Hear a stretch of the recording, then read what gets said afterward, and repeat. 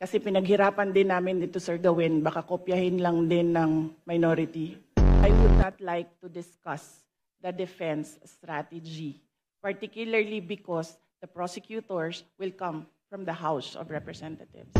Magpinsan po ba si Congressman ko ngayon tsaka si Zaldico? Madam Chair, I suggest that the Congressman ask this during the hearing of the Commission on Audit. This is a status of documents inside the office of the Commission on Audit. So it has to be the Commission on Audit who will answer what is happening to this notice of disallowance. Here, this is the subject of an impeachment trial, and I would not like to discuss the defense for the impeachment trial.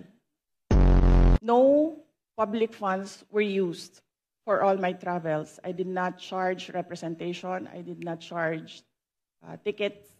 I did not charge per dime for all my travels in the Office of the Vice President. So the Office of the Vice President from 2022, 2023, and 2024 received unmodified opinions from the Commission on Audit.